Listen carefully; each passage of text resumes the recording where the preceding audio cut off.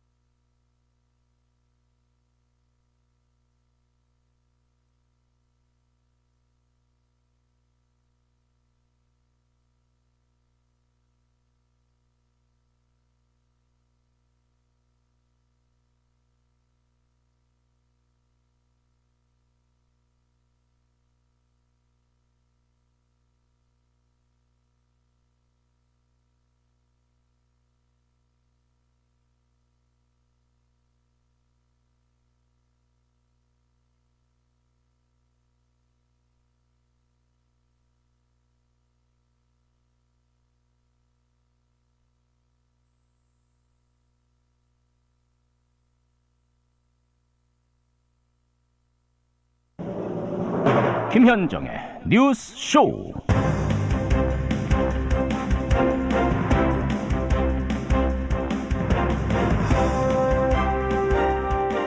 슈팅수 제로.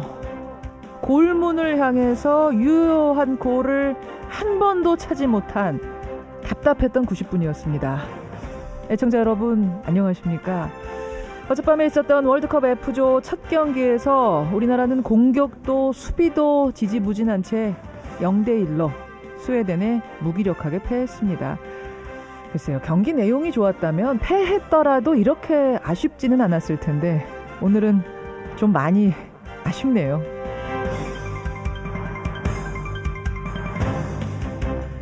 득점 없이는 결코 이길 수 없는 축구처럼 정당은요, 선거에서 선택받지 못하면 존재의 이유를 잃게 됩니다. 6.13 선거 완패로 벼랑 끝에 몰린 자유한국당, 지금 자중질환에 빠졌습니다. 어제 김성태 당대표 권한대행이 중앙당 해체하겠다 폭탄 선언을 했는데 반발하는 기류가 거셉니다. 지금 한국당 분위기 어떤 걸까요? 한국당 사선의 중진이죠. 한선교 의원을 연결해서 당 내부 상황, 또 한 의원의 생각 첫 순서로 들어보죠. 오늘도 뉴스가 많습니다. 김현정의 뉴스쇼 출발합니다.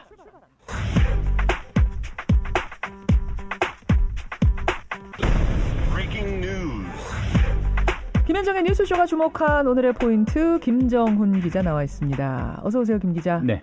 축구 얘기 조금 이따 하고. 네네. 일단 한미연합훈련 관련된 속보가 하나 들어왔어요. 네, 그동안 중단될 가능성이 한미 양측에서 언급됐었는데 한미 군사훈련이 결국 중단됐습니다. 오늘 새벽에 들어온 소식이거든요. 한미 국방부가 올 8월 예정됐던 을지 프리덤 가디언 훈련을 중단하기로 했습니다. 북미 대화의 원활한 추진을 위해서 이렇게 결정했고요. 한미는 추가 조치를 놓고는 계속 협의를 해나가기로 했습니다. 그런데 중단한다, 영문 표현으로는 서스펜드이거든요. 이게 미뤄둔다, 유예한다 이런 뜻도 담고 있죠. 북미 협상이 결렬되면 즉시 훈련을 재개한다는 어제 트럼프 대통령이 언급이 떠오르는데 백악관은 북한이 선의로 행동하는 한 훈련을 중단할 것이다 이렇게 부연을 했습니다. 영구적인 중단은 아니고 그런 얘기죠. 을지 프리덤 가디언 훈련은 한반도 전면전을 가정한 한미 연합 훈련인데요. 지난해 훈련 때는 2만 명에 가까운 미군이 참여할 정도로 대규모였거든요. 이 훈련을 당분간 협상이 진행되는 동안은 멈추겠다는 거니까 이게 북한에 상당히 긍정적인 메시지가 되겠어요. 맞습니다. 북미 정상회담 이후에 기대를 모으는 후속 논의에 탄력이 실릴 것 같은데요. 당장 마이크 폼페이오 국무장관은 세 번째 방북을 시사했습니다. 내가 또 가겠다, 북한으로. 네. 한 행사장에서 싱가포르 공동 합의를 뒷받침할 필요가 있다. 실무진들이 작업 중인데 나도 늦기 전에 북한을 가야 할 것 같다. 이렇게 말을 했습니다. 또 트럼프 대통령은 북한의 완전한 비핵화 대가로 정전협정 변경을 약속했다. 이렇게 전하기도 했네요. 북미 정상회담 후속 논의가 이렇게 이어지는 거잖아요. 지켜봐야 되겠습니다. 다음 포인트 가죠. 네, 남북 농구 경기 7월 평양 개최입니다. 축구 아니고 농구입니까? 네. 그러니까 지금 이게 북미뿐 아니라 남북 간에도 뭔가 가시적인 협상 결과물들이 나오는 거예요. 네. 어제 남북 당국자 간 체육회담이 판문점에서 열렸는데요. 7월 3일에서 6일 사이에 평양에서 남북 통일 농구 경기를 개최하기로 하고 가을에는 서울에서도 경기를 열기로 했습니다. 남녀 선수단이 평양에서 만나는 건데 남북 선수 혼합 경기 또 친선 경기 형식으로 진행된다고 하네요. 남북 통일 농구 경기는 이번 네 번째고요. 15년 만에 개최입니다. 그러니까 이게 지금 축구도 아니고 탁구도 아니고 농구인 건 김정은 위원장이 굉장한 농구 팬이잖아요. 그렇죠. 지난번 남북 정상회담에서 기억나실지 모르겠는데요. 축구보다 농구부터 교류하자 이렇게 제안한 바가 있거든요. 그 바람이 이루어진 셈입니다. 남북은 또 올 8월 자카르타 아시안게임에서는 개폐식에 공동 입장하기로 했고요. 일부 종목에서는 단일팀을 구성하기로 합의했네요. 로드먼 선수를 북한으로 초청을 했을 정도니까. 그렇죠. 네. 그래요.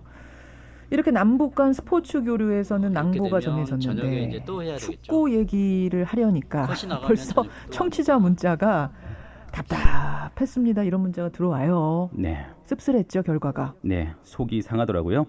신태용 감독이 이끄는 월드컵 축구대표팀 어제 스웨덴과 결전을 벌였지만 0대1로 졌습니다. 초반에는 경기 분위기가 나쁘지 않았어요. 초반엔 잘했어요. 근데 늘 초반엔 잘해요. 근데 뭐 기회를 살리지 못했는데 이후 실점 위기를 가까스로 모면을 해오다가 후반 16분에는 태클을 시도하던 김민호 선수에게 반칙이 선언됐어요. 결국 페널티킥 기회를 얻은 스웨덴이 한 골을 넣으면서 러시아 월드컵 1차전을 패배로 마감했습니다. 이제 우리 대표팀이요. 24일 0시에 열리는 멕시코의 2차전에 모든 것을 걸어야 하는 상황에 몰렸습니다. 그러니까 지금 1위인 피파 랭킹 1위인 독일하고 그 1위를 이긴 멕시코하고 남은 경기를 두 치러야 팀이 되는 남은 것이죠. 상황. 하지만 축구공은 둥글다. 네, 이 이야기로 희망을 가져보겠습니다. 예, 김종훈 기자 수고하셨습니다. 감사합니다. 한국당 김성태 대표 권한대행은 중앙당 해체와 혁신 비상대책위원회 구성을 재건 방안으로 발표했습니다. 자유한국당은 지금 이 순간부터 곧바로 중앙당 해체 작업에 돌입할 것이라는 점을 말씀드립니다. 지방선거에 직접 책임을 진 김대행이 혁신의 전권을 줄 자격이 없다는 비판이 터져나오고 있습니다. 예, 어젯밤 치러진 축구 소식은 2부에서 러시아 현지 연결을 좀 해보도록 하고요. 여러분 뭐 의견은 그 사이에 보내주시고 일단 1부에서는 한국당 상황부터 체크를 해보겠습니다. 김성태 자유한국당 원내대표 겸 당대표 권한대행이요. 어제 중앙당 해체를 선언했습니다. 중앙당 해체라는 게 뭐 당을 해체한다, 당을 해산한다 이런 뜻은 아니고요. 전국 조직을 하나로 이끄는 당의 중앙 조직을 해체해버린다 이런 거죠. 당직자 전원을 사퇴시키고 당 명도 바꿉니다. 그리고는 외부 비대위원장을 영입해서 전권을 주고 인적 혁신을 그분에게 맡기겠다 이렇게 얘기했습니다. 그러니까 한국당이라는 환자한테 외과적인 수술과 정신과적인 치료를 함께 해보겠다 이런 계획이 김성태 권한대행의 계획인 건데 이 발표가 나오자마자 당이 지금 거세게 술렁이고 있네요. 이분은 어떤 생각일까요? 사선의 중진 자유한국당 한선교 의원 연결을 해보겠습니다. 한선교 의원님 안녕하세요. 네, 안녕하십니까. 일단 지금 화제인 게 지난 금요일에 저희가 잘못했습니다. 플래카드 내걸고 그 앞에서 무릎 쭉 다들 꿇으셨잖아요. 네네. 거기 계셨어요, 한 의원님도? 아주 고직적 의청까지 있었고요. 예. 글쎄 여기 당에서 하는 집단적인 어떤 행사인데 저는 좀 그것이 뭐 많이 썩 마음에 들지 않아서 저는 좀 빠졌습니다. 사진 찍을 때는. 왜 마음에 들지 않으셨어요? 늘 늘 우리가 상투적으로 이 선거라든지 정치적인 어떤 그 패배를 했을 때 늘 상투적으로 쓰는 말이 저희가 잘못했습니다. 국민 여러분이 저희에게 회초리를 드셨습니다. 저희에게 아픈 배를 때려주셨습니다. 그 뒤에 변한 것은 아무것도 없거든요. 아하. 사실 지금도 우리 당 의원들, 이 프로그램에서도 아마 그 참패한 뒤에 느낌을 물으면 국민들께서 회초리를 드셨습니다.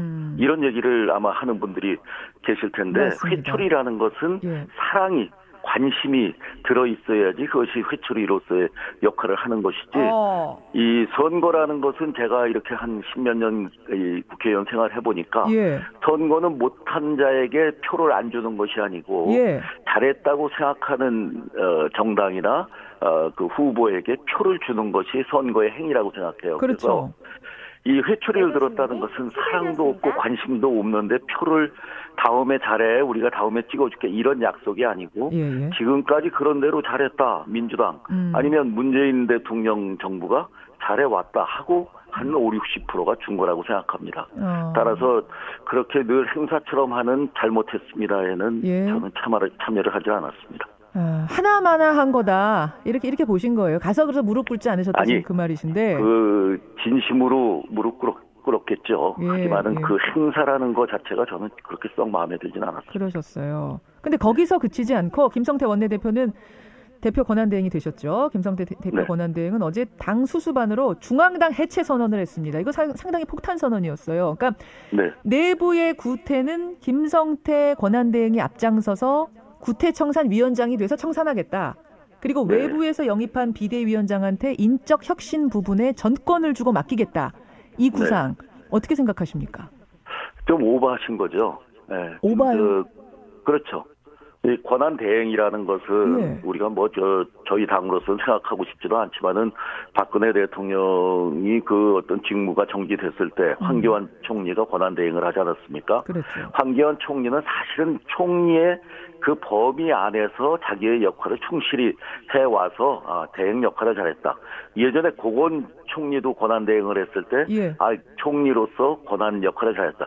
자기 총리의 범위를 그렇게 넘어서지를 않았는데 우리 김성태 대표 같은 경우는 빨리 저 국민들에게 뭔가를 보여드려야 되니까 생각해낸 것이 아닌가 오바를 하셨다고 생각이 들고 권한 대행에 그러니까 할 수 있는 권한을 지금 넘어서서 오바했다고 보시는 거예요?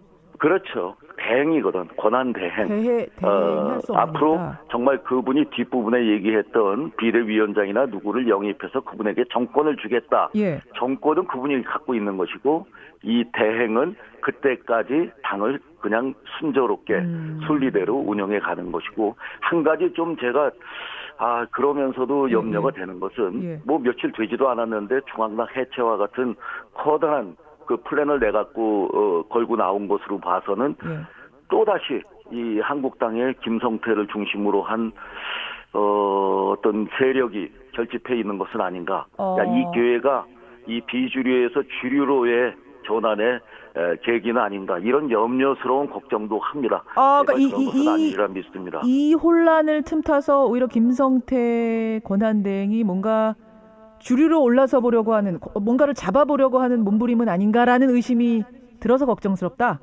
아니, 김성태란 분은 그런 분은 아니에요.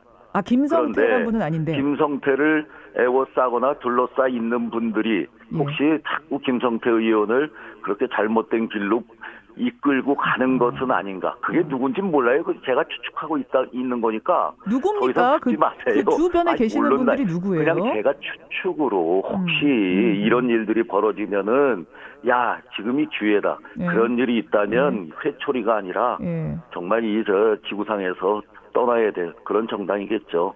제발 그것이 아니길 바라니까 더 이상 묻지 마십시오. 아니 뭐 김성태 원내대표면은 그 주변은 그럼 이른바 뭐 친홍 이런 분들 아니에요? 굳이 나누자면? 전 모릅니다. 알겠습니다. 뭐 제가 그렇게 생각이 든다는 거니까. 아니, 친홍하고는 또 거리가 또 있어요. 홍준표 대표는 또 떠나신 분이니까. 그건 또 아니고. 알겠습니다. 여하튼 그쪽 언저리에 계신 분들이 또 이러는 거 아닌가라는 생각이 들 정도로 걱정을 오바다. 한다는 거죠. 제가 뭐가 짚히는 게 있는 게 아니고 알겠습니다. 걱정을 하는 거죠. 그러면 중앙당 해체 같은 큰 결정을 하는데 이게 전체적으로 논의가 안 된 거예요? 안 됐죠. 우리 비대위 저번에 비상의원 총회 때 한 번뿐이 더 모였습니까? 물론 김성태 원내대표는 수석 부대표도 있고 그 밑에 또 10명 가까운 부대표들도 있으니까 여러 가지 좀 비공개나 비공식으로 상의할 그런 그룹은 있지만은 그런 정도에서 나올 수 있는 그 중앙당 해체는 아니리라 생각해서 조금 의심을 하지 않을 수 없다. 누구 머리에서 나온 겁니까 그러면? 그걸 제가 알면 이름을 말씀드리죠. 그냥 의심해 봅니다. 그래요. 그 방향은 자체도 틀렸다고 보세요? 그러니까 지금 절차만 틀렸다고 보시는 겁니까? 방향도 틀렸다고 보십니까? 정신은 옳아요. 이 가장 정치권에서 가장 비효율 고비용 구조가 바로 중앙당입니다. 미국에는 중앙당이라는 게 없잖아요. 그야말로 원내 총무가 모든 것을 당을 이끌어 가는데 대한민국은 중앙당이라는 게 있어요. 이번 선거에서 중앙당의 역할은 어떤 거였냐? 바로 우리 전체 당원들이 200몇만 명이 되는데 그분들이 다 투표를 적극적으로 참여해 주셔서 그나마 30%를 유지할 수 있었던 거죠. 바른미래당이라는 데는 그 중앙당이 있기는 있지만은 전국적인 조직이 없어요.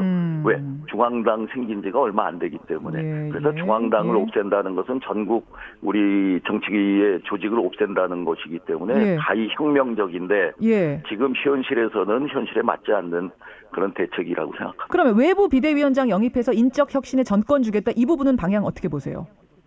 저는 그 외부 비대위원장도 그렇게 쉽게 결정할 일은 아니라고 생각합니다. 먼저 우리 탄핵 이후에 우리 비대위가 한 3차례 정도 이렇게 구성되지 않았는가 생각합니다. 마지막에 연세대학교 그분까지 오셨었죠. 중간에 임명진 위원장 다음에 하시고요. 그런데 그분들 외부 분들은 결국 안에 어떤 그 중심이 되는 권력자라 할까요? 그분들과 항상 상의를 하게 돼 있고 임명진 위원장은 좀 그렇지 않았던 것 같았어요. 그때 구심점이 당내에 없었기 때문에. 하지만 그분의 독단으로 또 정치와는 조금 비현실적인 쪽, 이상적으로 간 부분이 없지 않아 있죠. 그래서 저는 이번에 비대위원장을 한다면 우리의 병폐가 무엇인지 골마 터진 것이 무엇인지 이미 잘 알고 있고 그랬던 우리 당의 어떤 원로 중진 같은 분이 오셔서 준엄하게 우리를 꾸짖고 정말 그분이 한마디 한마디에 우리가 그 영이 서는 그냥 예를 들어서 얘기를 한다면은 예. 그간에 우리 홍준표 대표 체제 때 바깥에서 참 많은 염려의 말씀을 했던 뭐 박관영 전 의장이라든지 김영호 전 의장이라든지 예. 뭐 박주태 전 의장이라든지 이 당을 아는 분들이 와서 수술을 해줘야지 전 정확히 도려낼 수 있다고 생각합니다. 그렇게 보시는군요. 원로 중진 무게감 있는 분이 와서 쓴소리 했던 그분들이 와서 뭔가 카리스마 있게 하는 것에 대해서는 우리를 동의한다. 왜 지금 한국당이 진짜 굉장히 질서 없이 무질서하게 돌아간다 하면 당에 어른이 없어요. 어른이 있으면은 홍 대표 그렇게 말씀하시면 국민들이 실망합니다. 예. 하면 그거 무겁게 받아들이지 않습니까? 알겠습니다. 어른이 없는 이 상황에 어른이 나타나 줘야 된다. 이런 말씀. 우리를 키워주고 우리와 함께했던 그래요. 그 아까 김성태 원내대표 혼자의 생각은 아닐 거고 누군가 다른 코치를 받고 있는 거 아니냐? 주르르 올라서려는 누구가 있는 거 아니야? 결국 김무성 의원 생각하시는 거예요? 아니에요. 그렇게 하시면 왜 그렇게 자꾸 예단을 지금 청취자 여러분들이 결국 김성태 의원과 가까운 분들의 어떤 그쪽 그룹의 생각 아닌가, 그쪽 그룹이 중앙당 해체 생각하는 거 아닌가, 뭐 이런 문자들을 지금 주셔서 중앙당 해체, 중앙당의 저 효율성에 대한 정신은 옳다 이거예요. 예. 중앙당을 차츰 슬림화시켜 나가는 과정으로서는 그 아이디어가 옳지만 단박에 없어버리는 것은 잘못된 것이고, 알겠습니다. 제가 그것을 그러한 거대한 예. 프로젝트를 내기 위해서는 김성태 원내대표 혹은 그 부대표들 그 그룹에서 나오기에는 예. 너무 큰 일이다. 큰 그래서 그림이다. 의심을 해봅니다. 누군진 모르지만 하여튼 의심은 좀 되는 너무나 오버하는 상황이다. 예, 김무성 대표를 내가 거론하는 건 절대 아닙니다. 알겠습니다. 그래요. 그러니까 이게 지금 이대로 지금 김성태 의원이 밀고 나가기에는 지금 한선교 의원만이 아니라 전체적인 분위기가 좀 지금 어렵다 쪽인 것 같네요. 해프닝이죠. 해프닝이라고 보십니까? 네네. 알겠습니다. 한성교 의원님, 사실은 이것 말고도 그럼 당의 패배 원인은 뭔가부터 시작해서 재건 방법은 뭔가 좀 여러 가지들을 여쭤야 하는데, 오늘은 일단 어제 워낙 큰 폭탄 선언이 나왔기 때문에 당내 분위기, 또 한성교 의원의 생각은 어떠신지 여기까지 일단 듣는 것으로 하겠습니다. 고맙습니다. 의심해 봅니다. 예, 의심하시는 것으로 정리하겠습니다. 고맙습니다. 네. 예, 자유한국당의 4선 중진입니다. 한선교 의원이었습니다.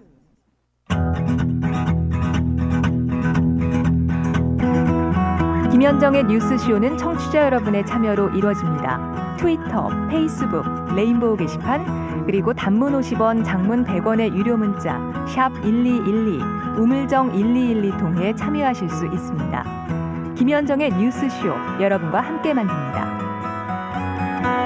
김성환의 행간 시사평론가 김성완 씨 나오셨습니다. 어서 오십시오.